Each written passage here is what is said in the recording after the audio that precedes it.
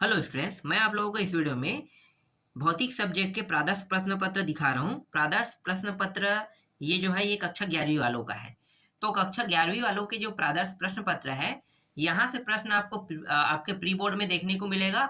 और अगर by chance मैं ये कह सकता हूँ कि जो प्रश्न पत्र है बोर्ड तैयार नहीं करता है, तो पूरा प्रश्न यहीं से आएगा और कहीं से नहीं आएगा। क्योंकि जो बोर्ड है ना, वो प्रश्न बैंक भी जारी किया है। तो प्रश्न बैंक जारी किया है, तो अगर बोर्ड बनाता है पेपर तो पूरा प्रश्न बैंक से आएगा। लेकिन स्कूल के थ्रू अगर पेपर बन रहा है तो पेपर जो है 100% यहीं से आएगा। तो मैं जो अभी आपको दिखा रहा हूँ ये प्रश्न पत्र, जो प्रादर्श प्रश्न पत्र है, ये अभी स्कूल के तरफ से पेपर बनाया रहा है ना, इसीलिए मैं आपको दिखा रहा हूँ। जब फिक्स हो जाएगा कि बोर्ड की ओर से आएगा तो 100% यही प्रश्नों को आपको पढ़ के जाना है अपने एग्जाम में। ठीक है, चाहे वार्षिक हो चाहे प्री बोर्ड में तो पढ़ के जाना ही है। हाँ, एक चीज और बता देता हूँ।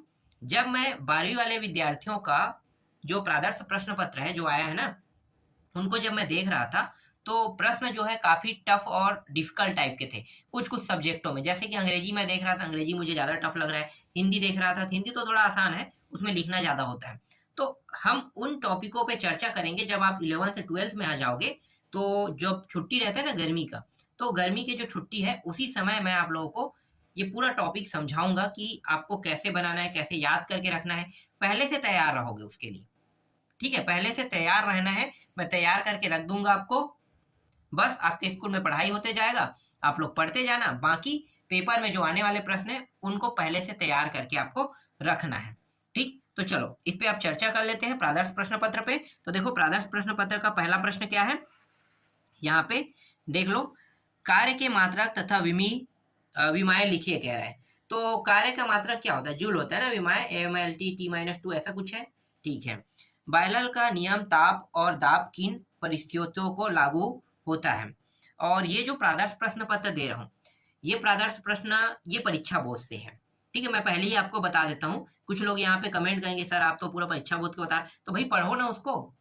अगर खरीदे हो तो बिल्कुल पढ़ना, वहीं से प्रश्न बनेंगे और कहीं से नहीं बनेगा। नहीं है जिनके पास, वो इन प्रश्नों को देख सकते हो। बाद में मैं इसका PDF भी आप लोगों को दे दूंगा। ठीक है, अभी होने दो आप लोगों का पेपर। 10 तारीख के बाद आप लोगों को कमेंट कर देना, तीनों सेट का मैं PDF सेंड कर दूंगा। ठीक है, मतलब कहीं ना कहीं लिंक में लगा दूंगा। चलो आगे देखते हैं। इसके बाद देखो, डायलर प्रभाव लागू होने की सीमा क्या है? ये अध्याय 15 से है, तो आपको अध्याय 15 में ढूंढना है। आपके पास गाइड होगा तो। ठीक है, इसके बाद है यहाँ पे गैस का गर्म करने पर ताप क्यों बढ़ता है? अणुगति सिद्धांत के आधार पर समझाइए कह रहे हैं, तो अध्याय 13। ठीक है, ये अध्याय 13 से है। और ये जो टॉपिक बता रहा थी लघुत्तरी प्रश्न क्रमांक 7 बता रहा है ना, तो अध्याय 13 में आपको इसको ढूंढना है। ये प्रश्न अध्याय 13 में मिलेगा। मैं यहाँ पे अति लघुत्तरी प्रश्न क्रमांक में नहीं कह सकता। ठीक है, किसी के पास पुराने परीक्षा बोध होगा, किसी के पास नया होगा, तो वो समय के हिसाब से अलग अलग जगह मिलेगा। लेकिन प्रश्न जो है वो अध्याय 13 में ही आपको मिलेगा। ठीक है, इसके बाद देखो, सेकेंड लोला क्या है, इसकी लंबाई कितनी होगी? तो ये अध्याय 14 में मिलेगा। प्रक्षेप पथ पर वलयाकार होने की क्या शर्तें हैं? ये अध्याय 4 में मिलेगा प्रश्न।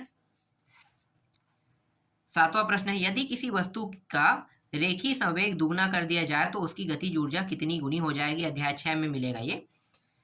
जी व जी में दो अंतर लिखे। स्प्रिंग स्टील की बनाई जाती है, तांबे की नहीं, क्यों?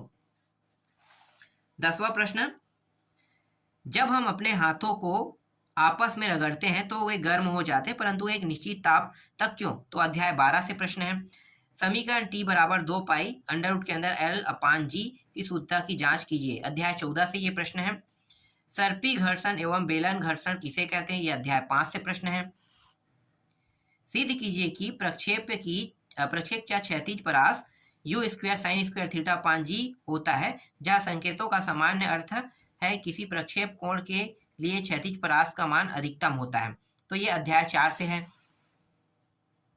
सिद्ध कीजिए कि गतिज ऊर्जा KE बराबर 1/2 mv स्क्वायर, अध्याय ये 6 से प्रश्न है। और ये जो 15वां प्रश्न है कि सिद्ध कीजिए कि यदि किसी वस्तु का संवेग समान हो तो हल्के वस्तु का वेग भारी वस्तु के वेग से अधिक होगा। यह अध्याय 5 से प्रश्न है।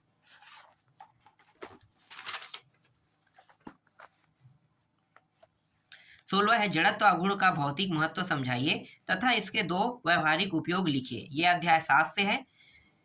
यदि पृथ्वी का औसत घनत्व अपरिवर्तित रहते हुए उसका व्यास वर्तमान व्यास का दुगना कर दिया जाए तो पृथ्वी के गुरुत्वीकरण पर क्या प्रभाव पड़ेगा। ठीक है, तो ये जो है ये प्रश्न जो है अध्याय 8 से है। कोणीय संवेग संरक्षण का नियम लिखिए और उसे सिद्ध कीजिए। ये अध्याय 7 से है। कारण स्पष्ट कीजिए। खोखला पाइप उसी द्रव्यमान की ठोस क्षण से अधिक मजबूत होता है। छोटी खोखली सॉफ्ट लंबी ठोस सॉफ्ट से अधिक मजबूत होती है। ये अध्याय 9 से है। मेयर का समीकरण क्या है लिखिए तथा सिद्ध कीजिए। अध्याय 12 में आपको मिलेगा प्रश्न। अनुनादी दोलन क्या है, अनुनाद से आप क्या समझते हैं, यह अध्याय 14 में मिलेगा प्रश्न। इसके बाद है अणुगति सिद्धांत के आधार पर डाल्टन के आंशिक दाब के नियम लिखिए, निगमन कीजिए क्या। अध्याय 13 से है ये। और 23वां प्रश्न है कंबल को छड़ी से पीटने पर धूल के कण झड़ जाते हैं क्यों। यदि एक दीवार पर समान द्रव्यमान तथा समान वेग से भारी लोहे पत्थर मिट्टी तथा टेनिस के गेंद मारी जाए तो किससे सबसे अधिक बल दीवार पर लगेगा कह रहा है। यह अध्याय 5 से प्रश्न है।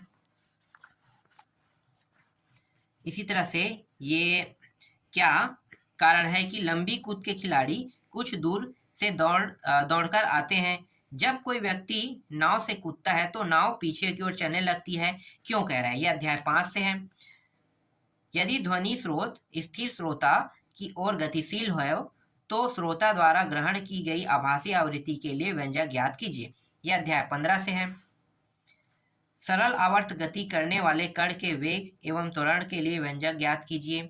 यह अध्याय 14 से है। सिद्ध कीजिए कि एक समान त्वरित गति में वेग समय ग्राफ की ढाल वस्तु के त्वरण के बराबर होता है। यह अध्याय 3 से है। एक प्रक्षेप की अधिकतम ऊंचाई h तथा उड्डयन काल t दर्शाइए कि 8h बराबर g(t²). यह अध्याय 4 से प्रश्न है। और ये 26वां प्रश्न आपका अंतिम प्रश्न है।